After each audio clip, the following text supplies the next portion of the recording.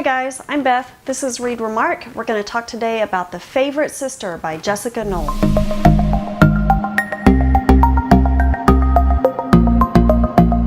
I'm really excited to talk to you guys today about The Favorite Sister by Jessica Knoll. This book is coming out May 15th, 2018. Here's a rundown of the book. It follows 4 women who are in a reality TV show. Reality TV! We found out pretty early on that Brett is dead, and we're seeing what happened to lead up to Brett's death. Now the story is really clever because it goes through several different characters' points of view. You may think you have a character figured out, you may think you have the situation figured out, and then it shifts to a different person in the next chapter and you see, oh, there's a lot going on there that this one character didn't tell us about. There's a lot more to consider that's going on behind the scenes. This book was a really good one for me because I am so enamored with reality TV. Yes, it's one of my guilty pleasures, especially those horrible housewives of insert town name here show that comes on Bravo. I don't know why I like watching that show so much. Maybe it's to see people living vicariously, doing bigger, richer, more fabulous things than I am doing whilst sitting on my couch watching the TV. Maybe it's validation because I'm not as big of a train wreck as those people. Whatever the reason is, I love watching reality TV. So when I saw that this book was set in a reality show, I thought it would be just so much fun, and it was. It's by the same author of the novel Luckiest Girl Alive. Luckiest Girl Alive, you might remember, was a really big smash hit about a very, very unlikable woman, but she also has this past that we find out about in the telling of the book. I really enjoyed Luckiest Girl Alive because the character is so unlikable. She's very unlikable, which was, to be honest, kind of a sticking point for a lot of readers.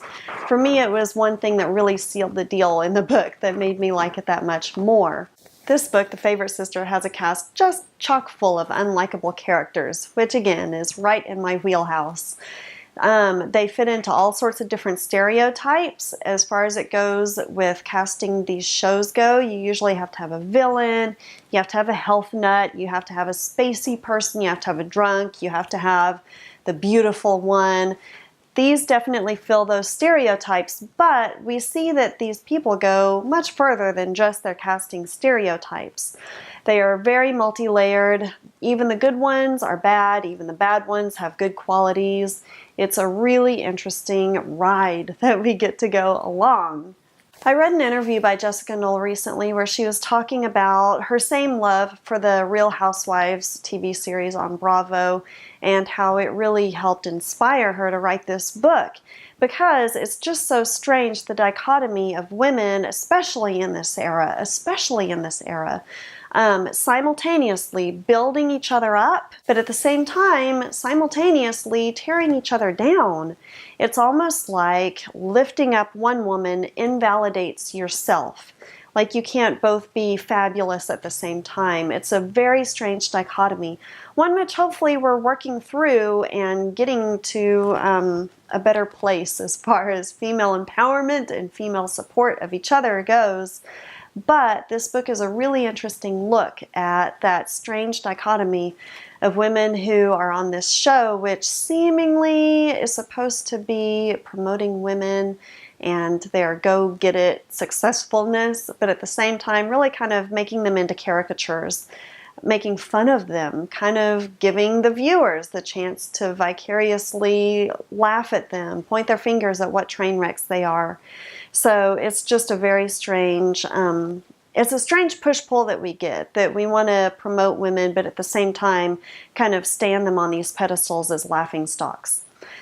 So, The Favorite Sister. I highly recommend that you check this book out. I give it 4 stars. Many thanks to NetGalley and to the publisher, Simon & Schuster, for supplying me with an advance copy of this book in exchange for an honest review, which this is.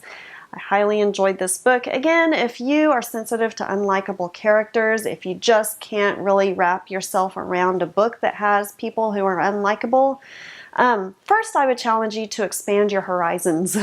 An unlikable character does not necessarily make for an unlikable book.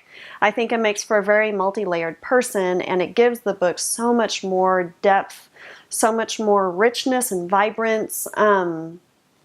Even if the person never really redeems themselves, him or herself, I think it still adds a lot to the book. My favorite example of this is Lindsay Hunter's Eat Only When You're Hungry, my very favorite book of 2017.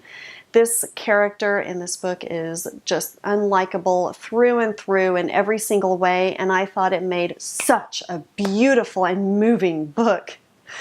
Not beautiful in my feelings for the person, but just beautiful in the portrait that it painted. So first I would challenge you to challenge yourself, challenge your notions of what makes a good book. An unlikable character, you don't have to have a hero that you can root for in order to have a book that you love.